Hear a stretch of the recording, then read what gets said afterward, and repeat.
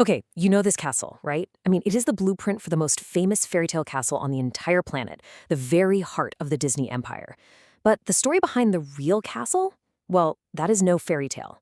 It's a full-blown true crime story. And it ends with its creator, a king, found dead in what might be the most mysterious circumstances you can imagine. So our story really begins at the end, the night of June 13th, 1886. Picture this, the dark shores of Lake Starnberg in Bavaria. Search parties are out with torches, and they find two bodies floating in the shallows. One is King Ludwig II. The other, the psychiatrist who had just declared him insane, Dr. von Guden. And right there, that is the question that has basically haunted Germany for over a century. The official report came out fast and it was simple. But the evidence, oh, it was anything but. So seriously, how does a powerful man, a guy known to be a strong swimmer, drown in water that barely even comes up to his waist? So the government immediately called it a suicide.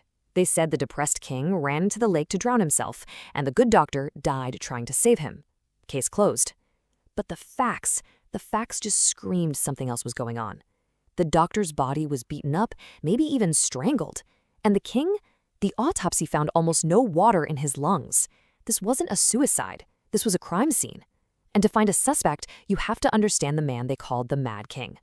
All right, let's rewind. Before he was a body in a lake, Ludwig II was this young, handsome king who was completely obsessed with building his own fantasy world. And, he had a pretty good reason for wanting to escape reality. See, early in his reign, Bavaria got crushed in a war with Prussia. And just like that, Ludwig was a king in name only. He was a political pawn, he had no real authority. So he turned his back on the real world. He basically decided, hey, if I can't rule a real kingdom, I'll just build a better one. A perfect, artificial world made of stone and dreams. And think about this for a second. To build his masterpiece, Neuschwanstein, he didn't hire an architect. Nope, he hired a theatrical set designer. He wasn't building a fortress, he was building a stage, a giant set piece where he could act out the part of a real king from some ancient heroic myth. The only problem is, building fantasy worlds is incredibly expensive. Now, he was using his personal fortune, not state taxes, but he quickly racked up over 14 million marks in debt to banks all over Europe. This wasn't just his problem anymore. His government ministers started to freak out. They saw it as a threat to Bavaria's stability, making the whole state vulnerable. But here is where it gets really fascinating. Here's the deep paradox of this guy. He was obsessed with recreating a medieval past, but he demanded it all be built using the most cutting-edge, futuristic technology of his time. So behind that 13th century-looking facade, Neuschwanstein was a total 19th century marvel. It had a steel skeleton, central heating, running water, and even battery-powered bells so he could summon servants. He had an elevator installed to take him up to his bedroom and was one of the first people in the country to have a telephone. He was literally using the future to build a cage to keep the present out. And his obsession really hit its peak at his Venus Grotto. This was a massive, man-made cave with an underground lake. It had some of the first permanent electric lights in Bavaria, and he could change the color of the grotto from blue to red with the flip of a switch. There was even a wave machine. He was basically building a private 19th century theme park dark ride, all for an audience of one.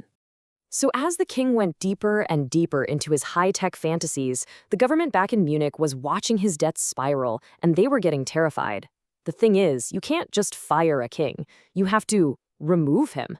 And they came up with a cold, calculated plan to do just that, by weaponizing the king's own eccentricities against him. The plot was simple, and it was brutal.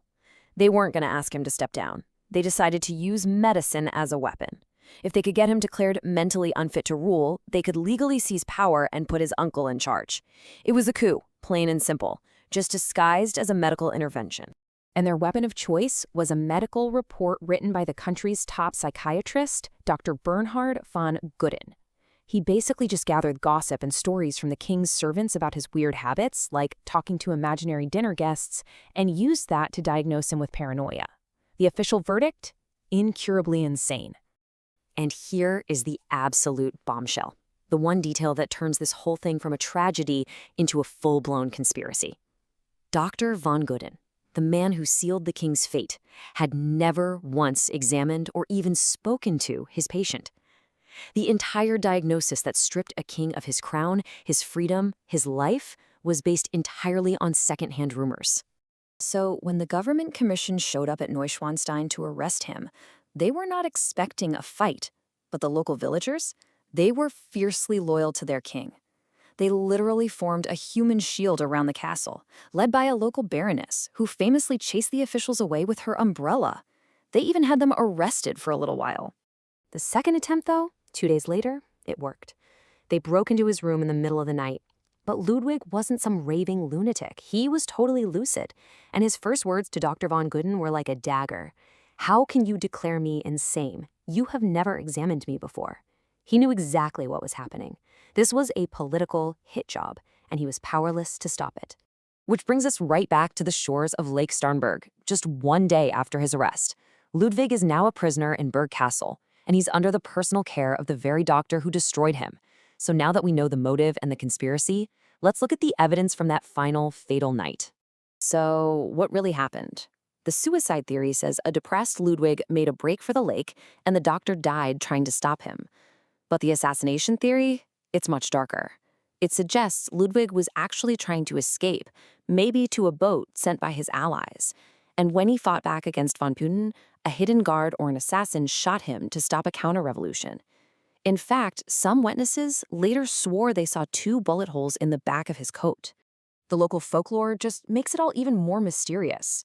For decades, this story persisted of a fisherman who saw a third man, a figure in a gray cloak, just watching from the woods, a man who just vanished after the struggle in the water was over. Was this the government's cleaner, sent to make sure the king never left that lake alive? Well, the government got exactly what it wanted. The troublesome king was gone. They seized power, and they inherited his massive debts and his collection of useless, unfinished castles. But in a final, stunning twist of irony, King Ludwig would get the last laugh from beyond the grave. The plan was simple: pay off the debt.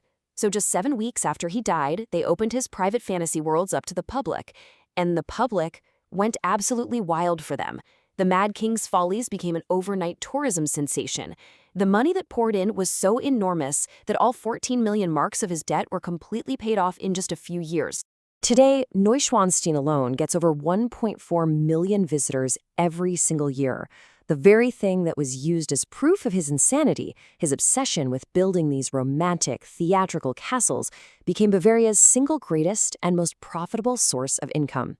His madness became a multi-billion-dollar asset, and his legacy went global. In the 1950s, a guy named Walt Disney was touring Europe, saw Neuschwanstein, and was just completely captivated.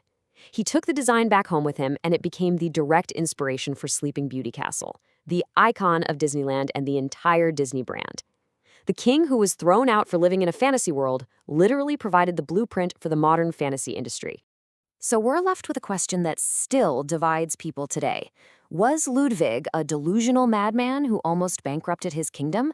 Or was he some kind of misunderstood, visionary genius, born in the wrong century and ultimately the victim of a cold political plot?